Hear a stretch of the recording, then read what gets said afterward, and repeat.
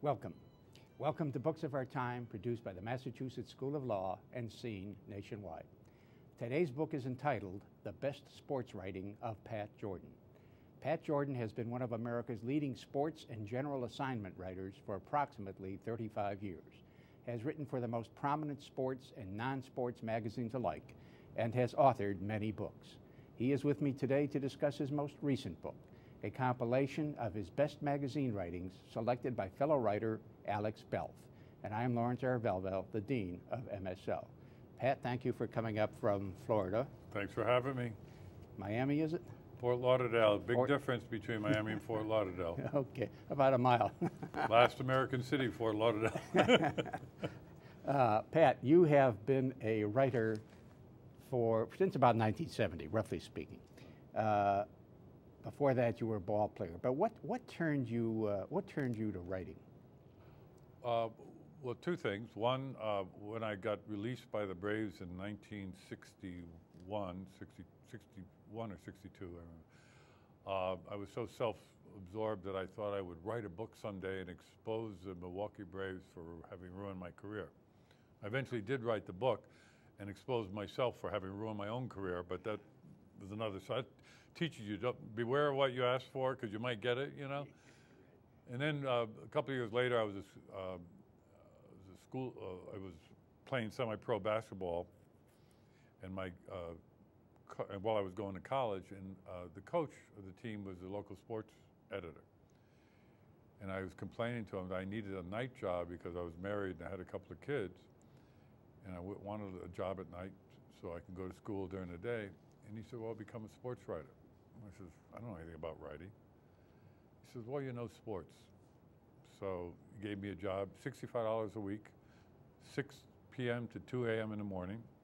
And the last 2 hours from midnight to 2 a.m., he let me do my homework. And I started out at the very bottom, doing little high school stories, and one thing led to another, and I liked it. And you were going to college at this time? At the time, I was going to Fairfield U in Fairfield, Connecticut. Yeah, right.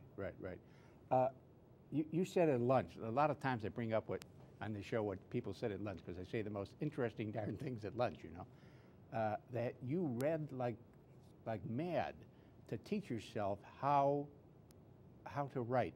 Describe what you did. Once I realized that I really wanted to be a writer I would say in the mid-60s, 65, 66, I started to read. There was no writing courses. I mean, it wasn't like I can go to Fairfield U and take a creative writing course. No such thing existed. And so and plus I was working and married and all that. So I began to read everything. I subscribed to every magazine from Saturday Review to New Yorker, Atlantic, Harper's, everything.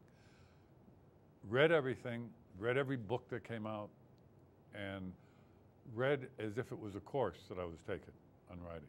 I never read for enjoyment. I read, if a review said that so-and-so was a master of dialogue, I would get the book and I would study the dialogue and figure out why was he a master. Figured it out myself. Right. I didn't have anybody teaching me. If somebody was a master of description, I would buy the book only to see what they were doing. And I guess I taught myself. And then I would work at home, correct papers after I put my kids to sleep, and then about 10 o'clock at night I'd go up into an attic room and I'd write little snippets of stuff. Like I would set up a course for my own self. I'd say, all right, today I'm going to do description. What am I going to describe? And I would describe something in 2 or 3 paragraphs. Then a couple of days later I'd do narration. Then I'd do dialogue. I'm a very pedantic guy. That's how I did it. You know, one of the themes in the book, which really resonated with me, is the idea that for an athlete to become the very best in his sport, he has to focus single-mindedly on the sport to the virtual exclusion. Sometimes there's no virtual about it. Right. To the exclusion of other interests in life, and you say sometimes making himself or herself less of a person. And there are some people about whom I want you to describe this, but this almost sounds as if it were to some extent true of you, given the tremendous focus you placed on, a form of homeschooling, if you will, teaching yourself. Well, it did. See, ocular block, in order to become famous in a particular field, what I call ocular block, you have to focus everything on it. That doesn't mean that you can't, like when you're doing your thing, whether it's throwing a baseball or being an actress or a musician, granted, you should have ocular block. But that doesn't mean you have to carry that through into your daily life. And most people can't adjust. They can't chew gum and walk. So if they're ocular block and being a great actress, when they're at home, they're still being a great actress. And they're, you know what I mean? They haven't gotten out of it. The secret is, and very few people can do it, is okay, you have your ocular block for baseball or acting, and then when you go home, you play with the kids and you forget about the baseball and acting. The advantage to being a writer is, okay, you need ocular block as a writer. What does that mean? Well, it means you have to be aware of everything if you're a writer. So in a sense, you don't have to have ocular block, right, because everything in the world is part of your material. So you have to be interested in everything. So therefore, you never focus your life on one thing, which is why I find it the perfect job for me, because I had a kind of diffused concentration that always saw something over the rainbow. I mean, I could be talking to you, and I'm noticing somebody else over here, and I'm looking over to my right and see what's going on outside. And, like I go to the ball game yesterday, and I got there early, so I sat on the stoop. I could have gone into the bar and had a drink, but instead I sat on the stoop outside and watched the people go by. Yeah. I wasn't there. You went with a couple other people, and as it turned out, that was the game was 19-17, right? I know it. I mean, Terry Francona said, we were ready to kick a field goal in the seventh inning. I think I read in the paper today that tied the American League record for the most runs scored in a game. Yeah, it was outrageous. I mean, the poor pitcher for the Texas Rangers, in the first inning, he gave up 10 runs and 9 hits. And not one of those 9 hits was a dinker. Every one was off the wall or over it. I never saw a kid get hit so hard in my life. I mean, my first thought was he must have done something to anger his manager, and the manager was going to make him torture him by leaving him in. I mean, it's the kind of thing where you say to your manager, when you're pitching in the 6th inning and you're winning 3-2 and you get 2 runners on base and the manager comes to take you out, and you say, no, I want to finish this game. I want to finish this game. And he takes you out. So the next time you pitch, you give up 10 runs in the first inning, the manager comes out and says, you want to finish this game? This one you can finish, to teach you a lesson. He may have also angered the gods. You talk about Tom Seaver as a guy who had a singular focus, which you have described as an ocular block, on baseball, almost to the exclusion of anything else, even though he is a very bright fellow with many interests, which he developed extensively after he was done with baseball. But I remember, if I remember correctly, you described him as opening up the morning paper and turning to the box scores. Right. Apparently, he focused on baseball all the time, at the park and not at the park. No, away from the park. He, for example, on days he didn't pitch in the big leagues, he would go to art museums, or he'd go to a wine store and sample wines because he loves wines. He now has a vineyard out in California, and. No, Tom, but on days he was pitching. He wakes up and as he said, I have to see who got 3 hits off of Bill Singer. And I would try to do that, but I couldn't. That's why I've always admired Seaver. He had a kind of discipline I never had. I probably admire him more than for certain practical reasons. In terms of career, I admire him. I mean, he's not a great moralist or anything like that, but in practical ways, how to succeed and do it honorably and do it in a way that will last for a long time, in the way you can be satisfied with your career. I admire him for that. Yeah. How about Carlton Fisk? He had the same kind of focus, didn't he? He did, except he wasn't anywhere near as bright as Tom, and he was much more emotional than Tom. He was much angrier. Tom was not an angry guy. Carlton was an irascible Yankee. I mean, he really was. He was a redneck. Yeah. You know, he was Why poor, do grew you up think, poor. as I mentioned, or wrote in the outline or something, why do you think, is it all that he was an irascible Yankee? Why was he such an angry guy? When you read the beginning of the story about Carlton Fisk, my God, he does seem to be angry about everything. Well, he's got a theory about everything, and he's always, I was ready to take out a notebook when I was interviewing him, but before I even did, he started telling me how he hates when reporters don't use a tape recorder and they take a notebook and they make him repeat what he said because they didn't write it down fast enough. I said, oh yeah, I understand. I understand that. I took out the tape recorder. I said, okay. No, he had all these theories. I mean, he hates people to throw something out of the window and litter the street, but his car looked like he'd slept in it and lived in it for like 10 years. There was wrappers and McDonald's stuff all over, and I don't know. I think of him as a young W.C. Fields. Anybody who hates dogs and little children can't be all bad. Yeah, right. You mentioned also a fellow. You better describe who he is, because I don't think there'll be many viewers who remember Phil Hill, and he had the same kind of focus. Phil Hill was a first American race car driver ever to win the Formula One championship, which is the ultimate European road racing championship, with those little cars that look like little locusts with an engine, open wheel car, very dangerous, and he won in 1961. The feeling was that American drivers were not sophisticated enough to ever win a Formula One championship, because Americans raced big, heavy V8 cars here, on the streets and in tracks. And these European cars were very small and delicate and required to find. But Phil was like a real Renaissance man. And one of the reasons why he left racing is he had too many interests beyond racing. And he began to think his way away from racing, thinking of racing as a just self-destructive endeavor, that he's going to kill himself for what. He thought his way to the insignificance of what he had devoted his life to do. And he quit in the middle of his prime. Yeah, I think you said, if I remember correctly, that you must focus entirely on the racing, because if you don't, either your concentration will waver, and or your reflexes will be slowed just that nanosecond that it takes to kill you. Right.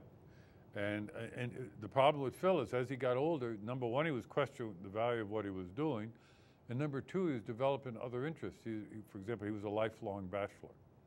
Well, eventually he met a German woman. I'm trying to remember her name. She was a wonderful woman. I met her. What a sweetheart.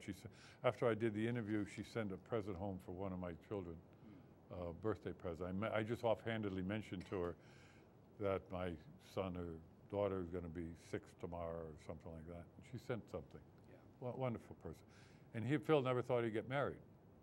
I think he was in his 40s before he married. And he was getting interests other than that. Then he became a father almost at 50. And he was never a person who had much value in human relationships. He liked only machines, because they were, to him, humans were unfathomable and machines were fathomable. Yeah. I mean, he could understand how a car worked. He would take it apart and put it back together, he would understand it. You can't take a person apart, put it back together again. And so I think that's why he left racing. One of the really interesting things that came up in the book, apropos of Phil Hill, but I think it's true of all, I think you feel it's true of all athletes, and maybe other people too, is that you cannot question the value of what you're doing in terms of a comparison of the time put in to be very good, which is extraordinary in amount, and the societal value of what you're doing. Because if you're not Jonas Salk, they never match up. That's absolutely true. I mean, you can imagine devoting all your time, like Efren Reyes, the pool shooter in my story, wonderful man, but he devoted his life to banging little colored balls around the table. I mean, you can't question that. I mean, you devote your life to, you know, like you say, finding a cure for cancer or polio or a school teacher. It's a noble calling. You devote your life to that, you got something that you can look back on. You contributed to society. A cop, you know, a nurse, anybody. You know, there are a lot of noteworthy professions where you go home at night and feel you contributed something to the human condition. I mean, my only justification for writing is, I always say that when I write a story, I want two things to happen.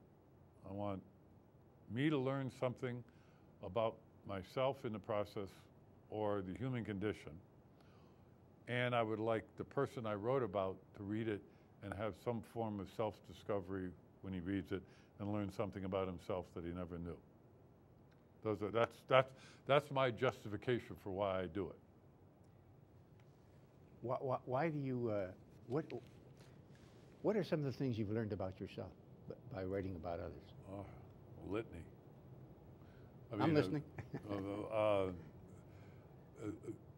In other words, how egocentric I am, still am, requires a great amount of concentration not to be, you know. I used to be very hot-tempered and angry. I was never solipsistic. I always saw the world outside myself. So I was never the kind, for example, if I'd gotten in an argument with a person, I would always wonder what I did, not immediately assume the other person was wrong. But I had a very difficult controlling my temper. And as a child, I was an accident in my family. I was born when my parents were in their late 30s, and they really had no interest in me as a kid, so I was thrown back on solitary pursuits. I read comic books, I drew in my room, I listened to the radio and sort of dreamed what the Green Hornet looked like. And everything, I had a stamp collection, solitary, pitched, which was a team sport, but I was a pitcher, which was not a team player. I was an individual, and then I left the team. So everything I did was self-absorbed, and it was very difficult to get out of that. How did writing help cure your temper? You do describe in the book that you had a terrific temper. Well, now, once you do it, once you write about it, you can't be it anymore. That's what I learned in the writing. In other words, once you write it out, like some people think they have a thought. You know, what was the Greek who said, you don't have a thought unless you can express it? I think it was one of the philosophers, Aristotle, Socrates. Well, once you express your sins in a coherent way on paper, you can't do them anymore. Like there was a scene in A False Spring, my earlier book. There was this beautiful, I was down in Bradenton, Florida, pitching in the Winter League. I would go to this bar, and there was this beautiful barmaid, looked like Natalie Wood. She was older than I was 18, 19, she was maybe 23. I would just go there and just stare at her with big eyes, you know. I never thought she would be interested in me. And one day, a couple of weeks into the season, I saw her in a drugstore with two little dirty-faced kids, and she didn't look that beautiful. She was a mess, you know, dirty and all that. And she saw me, she came over and talked to me, and she asked me for money. So she asked for $10. I had 20. I gave her $20. She said, I'll pay you back, I'll pay you back. I said, don't worry about it. After that, I couldn't go into the bar anymore. I was embarrassed for her. And I had this little place, carriage house in the back of another house. One night, 11 o'clock, I knock on the door. She shows up, all dressed up, looking good. She goes into the room, and she sits on the bed in a small room. Says, I came to pay you back for your $20. And she says, I said, oh, that's all right, you don't have to give me any money. She said, well, I don't have any money. That's not what I meant. At that time, I had the perception of what she meant, and the fact that I might have wanted to go to bed with her was immediately destroyed by the bargain that she was letting me know she was making. So it was an unwanted perception. But once you had it, you can no longer act on your baser impulse. And that's how I see what writing does for me. Once I reveal a baser impulse in something I'm writing, it's like in neon. So now, if 6 months later I go to make that same reaction, and all of a sudden all the neon lights start flashing up, you know, like the devil on your shoulder, don't you remember you wrote about this? You can't do it. I'm going to come back to that in a minute, but I want to ask you something about a statement you made and passed by. You said you were embarrassed for her. Yeah. I don't know how to put this, but this happens to me all the time, to be embarrassed for people, and I never read about it with regard to others. I never see it. It's not to say it doesn't happen. Maybe people don't show it. Do you think that this is a common phenomenon in America today, to be embarrassed for somebody else? No, sure. That's why we have reality television. People love to see the other people embarrass themselves. That's what reality TV. I watch the Kardashians. It's like watching a train wreck. Anna Nicole Smith, a shot at love with Tequila. I mean, I look at these reality programs in fascination, and I'm saying, who watches them? I know I watch them, but I mean, who watches them? And I say, people aren't embarrassed for the Kardashian girls. You know, they are not embarrassed for it. They're cackling over their foibles and all that. I'm just trying to figure out, when I watch it, what would make somebody reveal all their stupidities and shallowness in front of the entire world and be thrilled for it and become a celebrity for it? You know, I don't get it. But That's in a way a measure of the difference in the eras when you and I grew up on the one hand and the present era on the other hand, isn't it? I mean, no, it's just, you know, it's Andy Warhol, 15 Minutes of Fame. Yeah. I mean, these people, or Nicole Kidman in To Die For, you're not anyone unless you're on TV. You know? I mean, Miami Herald, I did a story once. We're on TV now. Yes, I know that. I did a story on O.J. Simpson, and somebody called me up, Today's Show, and wanted to interview me for the story. It was in the New Yorker.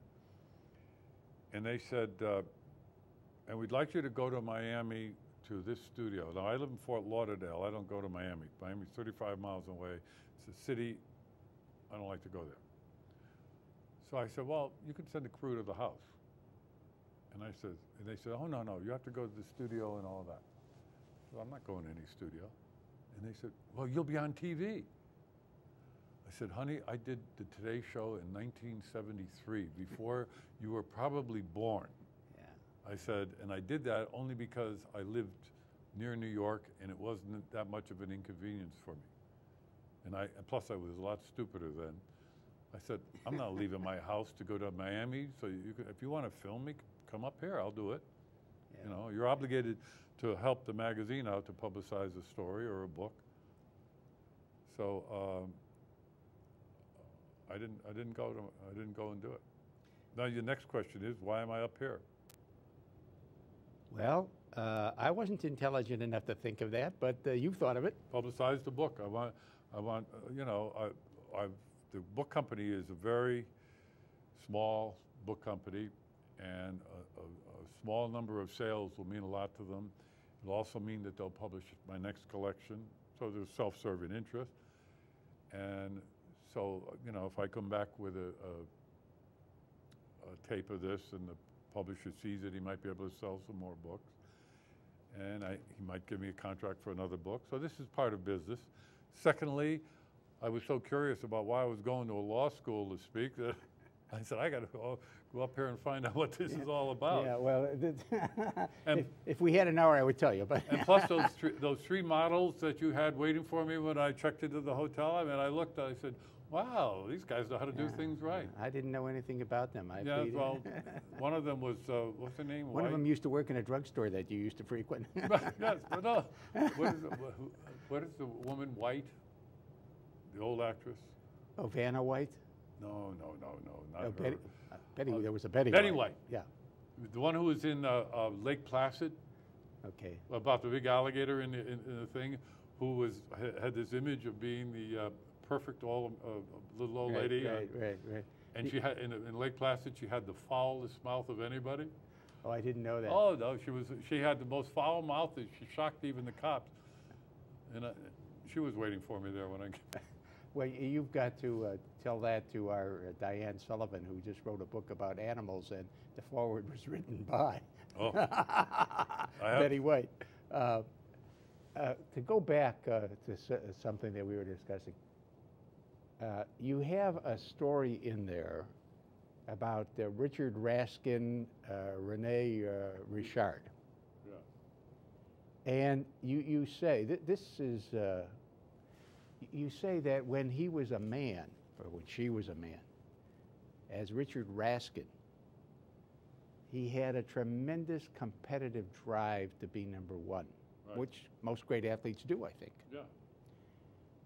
But that as a woman, even though she did not think it was true these days generally of women, it was enough for her to, quote, be a starter on the team, as it were. She did not have to be number one. Oh, that was all neurotic on her part.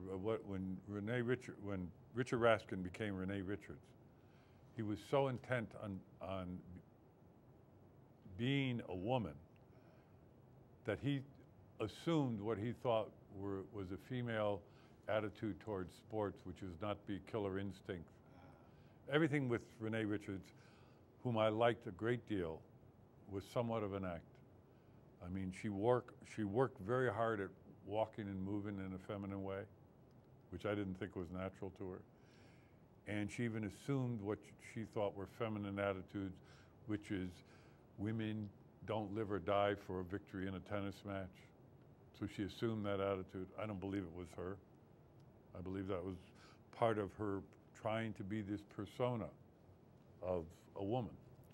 And you do believe women live or die to be number one? Sure. Yeah.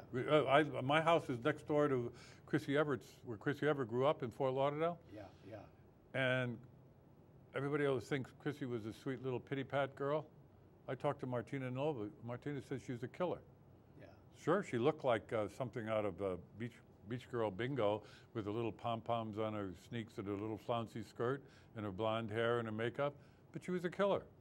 Chris Evert was probably one of the most competitive athletes of our time, who just happened to be a cute little blonde Sandra Dee type. You know, perhaps a month or so ago, Pat, I don't watch much television, but occasionally I'll surf it. And I ran across on, I think it was ESPN Classic, the Navratilova Evert Championship at Wimbledon, I think in 78 or 70. It was Martina Navratilova's first victory. Mm-hmm. I thought that was the greatest match I had ever seen until a few days later I saw Nadal and Nadal and Federer. Yeah. But I think that Martina Navratilova match with Evert, what a class! Oh, they were and plus they were total opposites. Yeah. And the people's impression. And Martina told me, she said it was always the good guy, bad guy thing. She says, I was the lesbian communist.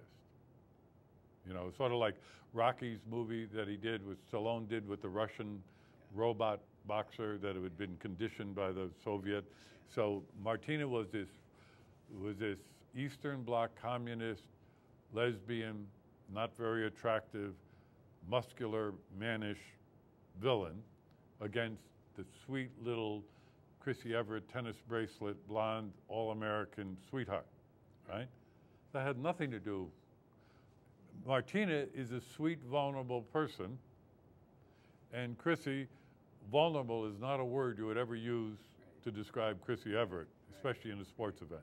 Martina's the one who used to break down and cry. You never saw Chrissy Evert cry in a tennis match, but there are many times Martina would break down after she lost and literally cry in the court. Right. And you know, I'm going to take credit for something. When I was watching the Federer-Nadal match, I kept saying, this is the greatest match ever.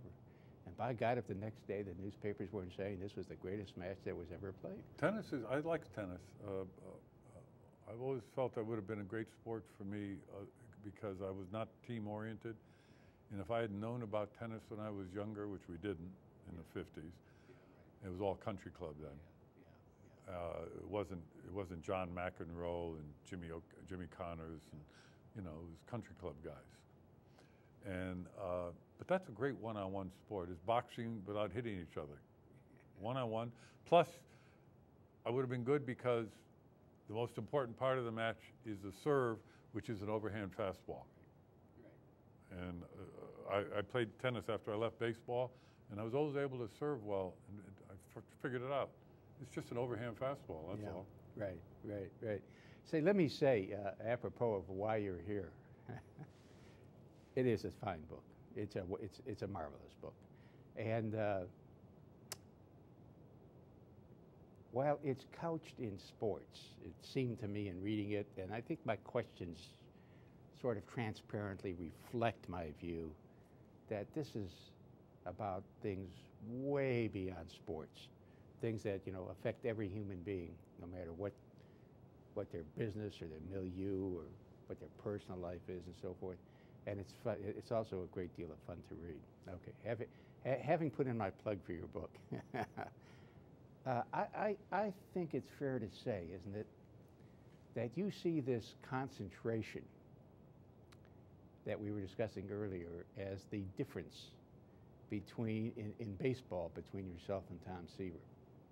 And the reason why he won, what was it, 311 games. No. Tom always says, whenever I tell him that I threw the ball faster than him, he says, yeah, we both won 311 games. We're in the Hall of Fame. And I say, exactly. That's exactly true. Yeah. You pitched in the minors for 3 years. Why did you quit? I didn't. They fired me. They fired you. I got well, released. That's happened to all of us. Oh, yeah, no, that's the first time. First time you get fired is always a shocker. And I went to spring training the following year with the Orioles and never made it through spring training. Well, why? Let me just say why. I wrote a book about it called The Fall Spring. I forgot how to pitch. I pulled a Rick Ankiel, a Steve Blass, Max von McDaniel, one of those guys who got so mentally confused that he could no longer throw the ball properly. It had nothing to do with an injury. So it basically was a mental breakdown in terms of pitching. I mean, the way I understood it from the book is, like, you forgot the mechanics. I forgot everything. When I started out, I had a beautiful motion. The last year I played, people didn't even recognize me. It was a mess. And I always say it's a fear of success. It's the kind of thing that happens to people who are successful very early and don't have any failures to judge their life by, and then when they come across the first roadblock, they fall apart. And I had been one of those guys that from 8 years old was a protege. And then when I went away and all of a sudden I ran into a wall, I wasn't successful, I completely crumbled on it. I didn't have the character to overcome it, You talk about, and I think this is quite true, the need to have faced failure and lack of success in order to learn how to cope. Yep. Oh, a great believer in that. Yeah, true everywhere. True everywhere. Yeah, and that's why, to me, the way it works is you have the natural ability, whatever it is, and that advances you up to a point. Then you have a setback, and then you think your way over that setback so that your natural ability, when you get that setback, now becomes a rational ability that you understand it. So in other words, you have some natural talent, and you get to a point and you run into a wall where your natural talent doesn't carry you any farther and you're crushed, and then if you're really destined for greatness, you think your way beyond that so that when you come out the other side, you now have a rational understanding of your talent, and once you rationally understand it, nobody can take it away from you again. Now that raises all kinds of questions, which I'm going to ask after I ask you about Herb Score, because Herb Score Most people watching probably don't know who he is. Well, he's been an announcer for the Cleveland Indians, I guess, for about 30 years. Yeah. But when Herb Score came up to the major leagues, he was like the second coming of Bob Feller. He threw the ball so fast.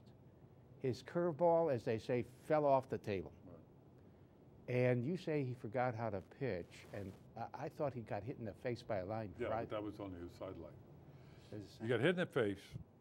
Nothing happened to his arm. Gil McDougall hit a line drive off his eye, almost lost vision in his eye. And once he recuperated physically, he went back to the mound, and he had forgotten how to pitch. Whether that getting hit in the eye had caused him to be fearful on the mound doesn't matter, because all those guys who forget how to pitch have a huge fear in their life. It might be different for each one of them, but the motivating thing is fear. So now Score might have had a fear of getting hit, but he still went out to the mound to pitch. But his motion, which was beautiful when he was 21, at 23 was a mess. Pat, in connection with forgetting how to do things, you talk about Rick Ankiel. And I'd like to read something that you wrote, the last 14 lines on page 434. You were describing a talk you had with Ankiel. And here's what was said back and forth. You got to get back on the mound. You should always be throwing from the mound. I know, he says, soon. It's no big thing, I say. You've been throwing off a mound ever since you were a kid. Just don't think about it. You've got to force yourself not to think about your motion, or it will mess you up. He looks down at the sidewalk and nods. Just remember, I say, the mound is where you live. He looks up and smiles. How do you know, he says. Why do you think I'm here? What's happening to you happened to me in 1961. I forgot how to pitch. I've been thinking about it ever since. What did you learn, he asks. Not to think. Well, Pat, that's a fabulous piece of writing. What I say, you don't think, I don't mean you don't think about the batter and curveball and slider. I mean, when your natural physical ability that you've been doing all your life, once you start thinking about it and analyzing it and getting so convoluted about it, you're on the pitcher's mound, for example, and you're thinking, well, I'll put my foot on the rubber, I'll do this, I'll do that, and you lose sight of the simple aspect of throwing the ball. It's possible that I could have thought my way through that, which I did, because I wrote a book 30 years later when I was 56 called A Nice Tuesday, in which I pitched another minor league game. And I was 56 years old, I pitched in Waterbury, Connecticut, and I thought my way through that bad spell I had when I was 21. Took a long time. I'm not that bright. Took me until I was 56, so 35 years. I threw beautifully in that Waterbury game when I was 56. Throwing the ball 85, 86 miles an hour, good slider, got everybody out, and I had thought my way. Now, it was possible I could have done that when I was 21, but I wasn't equipped to do it. Think my way out of that trough. Yeah, why weren't you equipped to do that then? I was too panicky on the result. I wasn't interested in the process as much as the result. In other words, instead of thinking, all right, now what's going on here, why this, I said, I gotta hurry up, I gotta be in AAA this year. And I was... You know, I personally believe that almost anything in life that I know of, and this is a very common feeling, you must enjoy the process and forget about the result. Success comes if, almost perversely, if you don't care about the result and you just care about the process. Well, I care about the result, but I don't concentrate on it. I concentrate on the process. I mean, I go do a story. I have no idea. I did a story recently for a New York Times magazine, and I think it was a good story. I always know my stuff, you know, from B to A or whatever. And I thought it was a B plus, maybe A minus. I still have to sit home and wait once I finish the story and wonder what the editor's going to say. And, you know, he liked it as much as I did. Sometimes they don't. and that's when they're wrong. Do you think? Listen, I forgot more about this business than some 32-year-old editor ever is going to know. You know what I mean? Is that really what you're facing? A 32-year-old? You know, sure. I'm facing guys that don't really have any. You know, that their motivation is so much different than mine. My motivation is to write the terrific story. Their motivation is to get a pull quote so that they can get on television for ESPN because I got a quote from a ball player that says, "I hate my manager." And they could use that to sell magazines, and these are the things that motivate them. Perfect example in there is Bobby Hurley, the story I did that nobody would publish because he's not in the news anymore. It's a terrific story, but it won't make a splash. It's just a well-made story, you know, and that's all my motivation is. Was that ever published before? No. This is the first Never time published. that story's appeared? Yeah, first time. And it was bought by Best Life, but then they didn't run it because it wouldn't make a splash about a retired basketball player who's in love with horse racing. And a kid from Jersey City who grew up his life in a concrete jungle on city basketball courts, yeah. And now he's in Florida in the sunshine at the track at Hialeah Racetrack with horses. You know, one of the things that I liked about that story was when Hurley said he could judge horses in an instant because he could always tell an athlete. You can. Yes, you can. Somebody asked you how I could do Venus and Serena Williams. I did them when they were 13 and 15 years old. And how do you know how good they are in sports? I said, I'm an athlete. I can pick an athlete. I did Morgan Pressel, the golfer. I don't know anything about golf. I never played golf. I can tell Morgan Pressel's a golfer. You know, the first time I ever heard anything like that, Pat, was when I read a biography of Babe Ruth. And around 1913 or 14, the guy who brought him to the Baltimore team, which was a minor league team then, it might have been known as the Orioles, I don't remember, Jack somebody or other.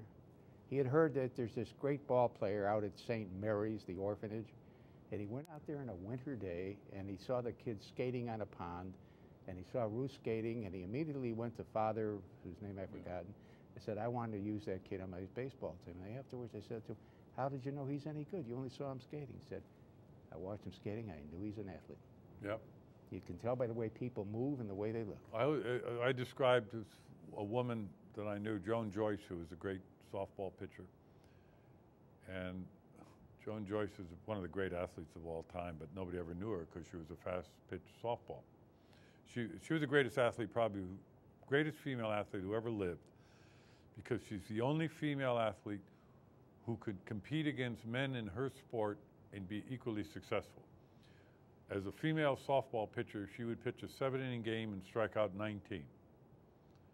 And when she pitched against the men's fast-pitch teams, who were national champions, she struck out 14 or 15.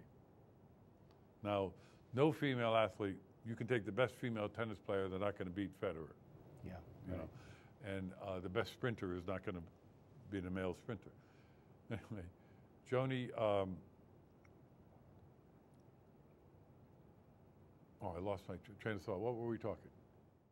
Well, we were talking about the fact that you can tell an athlete. Oh, Joni walks like an athlete. I described her as with that shoulder-shifting way, as if even in her 60s, she's still limbering up for some unspecified game. And so I went to interview her, ironically, just before I pitched that first game, that last game of mine when I was 56, in Waterbury, her hometown. She's from Waterbury. I told her how nervous I was about it. She said, Pat, what are you nervous about? I said, it's like riding a bicycle. Once you get on the mound, you do it. You're a pitcher, aren't you? And I said, yeah, you're right. And here's a Joni story. She pitched a game, 19-inning game, went nothing. The umpires wanted to call the game because they thought the girls were tired. And Joni went berserk and screamed at the umpire. She said, you want me to walk away after 19 innings without a victory? I'm not leaving here. I came here to win. ties in with some other things you've written about women's competitiveness. What the hell? Did you ever see Eddie Feigner pitch? Yeah, yeah. Was she as good as Eddie Feigner, in your opinion? John Joyce is better because she knew how to win. She, at 40, she gave up softball. She'd done everything. So she was hunting around for a sport, so she decided she'd pick up golf. Within a year, she was on the LPGA Tour. She was on, she'd never played golf. So somebody said to her, geez, John, was that hard for you to pick up golf after 1 year and make the LPGA Tour? She says, what's so hard about it? The ball's not moving. You know? And it's underhand, just like a tennis serve is overhand. Yeah, the ball's not moving, it's stationary. Yeah. I'd like you to talk a little bit, if you would, about Phil Hill and his apparently extraordinary acuity and his perfectionism and his memory. He was obsessive about everything. Is he alive, by the way? I was going to send him a copy of the book, but I heard from somebody that he has Parkinson's, and I didn't do it. I've been meaning to do it. I haven't had touch with him for years, but I mean, he was much older than I was. I think he was. Well, he was born in the mid-20s. Was he? Yeah, I think maybe around 27 or something. He's got to be pushing 80. Yeah. But it depends on what 80. I mean, my father was a young 80. Yeah. My father died at 95, so he was a young 80. Yeah. But they said he had Parkinson's. And Alma was his wife. Alma, A-L-M-A. Yeah. The German woman. Yeah, German. So with Phil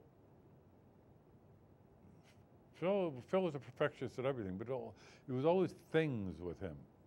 He had player pianos, and he had rare manuscripts, and he restored cars. And I mean, like, he was a perfectionist. Before a race, he would go around the track, he'd walk the track, and he'd pick up leaves that if he went around the corner and his tire hit that leaf, it might cause the car to spin out. This is the kind of guy. He would look for blind spots, like if coming up over a crest of a hill, he would see how the sun was shining through the trees, and if that would blind him as he just came up over the hill. He would make mental note of everything. He was perfectionist. I gather that once he didn't like the way an engine sounded, and he Ferrari. Yeah, why don't you tell about that? Yeah, he drove a car in a test Ferrari before a race, a couple of days before the race, during the test runs, and he told the mechanics there was something wrong. He didn't like the way it sounded. And they insisted, they checked it out, he insisted, they figured he was this hyper neurotic American who, you know, didn't know anything, and finally he insisted they take the engine out and rebuild it. So they took everything out, and they found out, well, there was either a blown valve or a blown valve spring that was just ready to go. It hadn't gone yet, but if he was on the track and that thing blew, it was going to spew oil out, the oil was going to get under his tires, it's going to spin around, and who knows what would happen. So he not only was a perfectionist, but he had, kind of like Ted Williams, I guess, acute perceptions.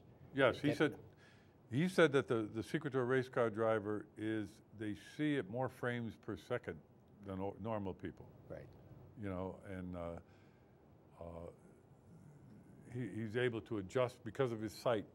He was able to adjust his vision to see things quicker. That's what they say about Gretzky in reverse. The game everything slows down. Yeah. Well, the race slows down, but you see things quicker, which makes everything seem slower. Yeah, yeah. And one of the best things I ever read about a car accident was by Bill Hjortsberg, novelist, one of those Montana writers, Hjortsberg, Harrison, McGuane.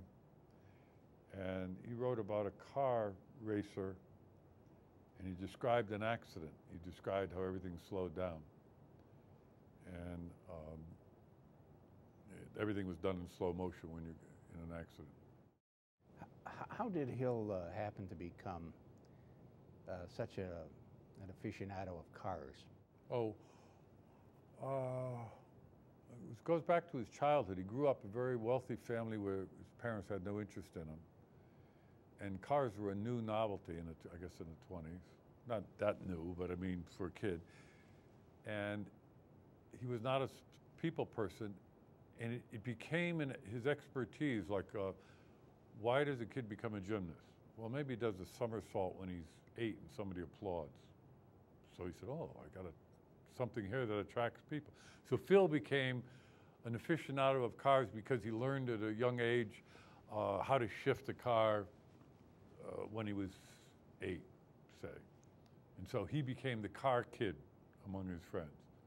And so it became his persona, and I threw a baseball once when I was 8. It went faster than everybody else, so that became my persona.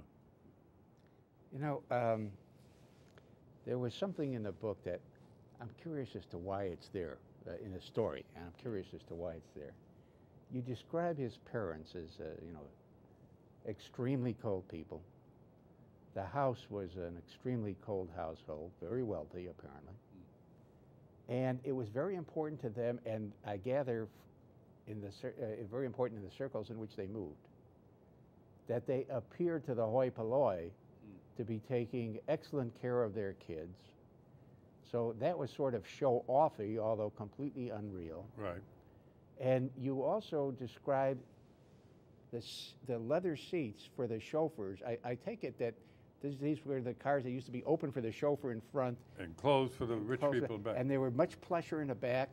And they're plush velvet and velour and stuff. I don't know if they have velour, but velvet, crushed velvet and soft. And then the leather, and we always think that leather is the fancy stuff. No, in those days, leather was hard, but it wore well. So you put the hard leather up front for the chauffeur, and even though it wasn't comfortable for him because it didn't have the real soft leather in those days, it wore forever. So in the story, which is one of the, you know, just another example of why one says that your book is not all about sports necessarily. You say that this ostentation was to put the poor down. To remind them. Pardon me? To remind them of the Gulf. Yes, of the Gulf. We treat our kids better and we treat our chauffeurs worse. Yeah. Why did you put that in the story? I guess because Phil told it to me. I mean, it's not one of my favorite. It's not a theme of mine. I mean, that just happened to be. I guess that's what I'm asking. Yeah. Yeah, it was not a theme of mine because I didn't grow up rich, so I don't know how the rich treat their kids. I mean, Phil told me how he was treated, and that was something that was very important to him because, as a race car driver, Phil ironically started out with people who were grease monkeys. But as he became a Formula One driver, he was racing with counts and princes because it's a very high polloi sport in Europe. So he was racing with Count von Trips, people who had castles, right. And British guys who had titles on their names, Sir John Player, John Player Special. And so he eventually ended up with those people. But he always had a fascination for the kind of people that were always excluded from his world, which are the grease monkeys, the guys who worked hard, like Carroll Shelby and Dan Gurney. Right. You know, the old-fashioned hot rod guys. Right. And they always looked down on Phil as an effete rich guy dabbling in sport car racing. And he looked up to them. I mean, for example, Dan Gurney was not a very pleasant person. Phil always wanted his approval. You know, it was like that was the way Phil could prove he was really one of the guys, with the grease under his fingernails, and one of the all-American, red-blooded, cigar-smoking hot rodders. You know, things change. Things change. Back in the 1880s, when Americans, when the upper class thought that they were becoming effete because they were comparing themselves with their fathers who had fought in the Civil War. Right. They invented American football as a right of manhood, as it were. It got invented and was played in the Ivy League. Right.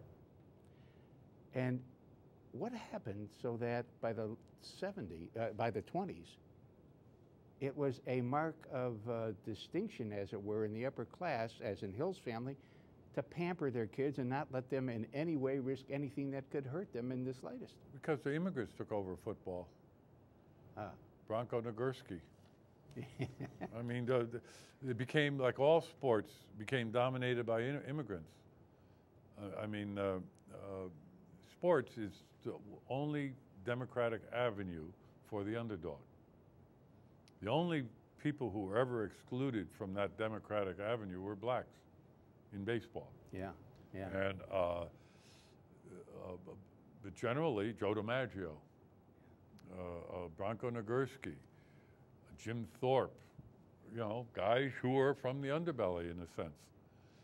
And so their parents, the wealthy parents didn't want their kids mixing. When football was a gentleman's sport in the Ivy League with Vanderbilts and whoever, maybe they wanted their kids to play football. But when Bronco Nagurski's and Andy Robustelli's became playing football, maybe those same aristocratic parents didn't want their kids mixing with the immigrant riffraff. You remember Robustelli? Oh, sure, Andy, I knew him. Did you? I have heard, and I think it's significantly true, that the way baseball went was first it was the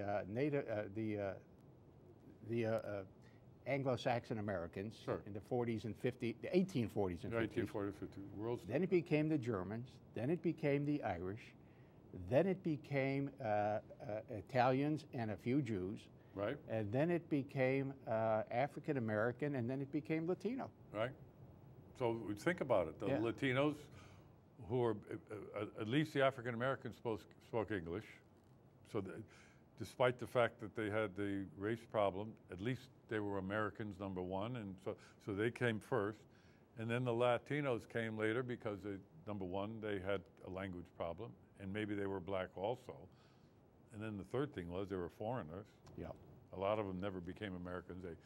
I mean, I interviewed Roberto Clemente, and on into his last years with the Pirates, he still spoke poor English. You know, he never spoke. And I gather he hated it when people would refer to him as Bob Clemente. I don't remember. I was a young kid when I interviewed him. Yeah. And I found him to be a very sweet man, but very serious. Very serious. I mean, I was like pulling teeth. His brow was always knitted. And everything. Yeah. You didn't make jokes with Roberto Clemente. Well, we have to wrap this up. Thank you. Thank you. Really My appreciate pleasure. it. A fine book. To the audience, I recommend that you read it if you want a really fine read. And also to the audience, be with us again next time for the next installment of Books of Our Time. And Pat, thank you.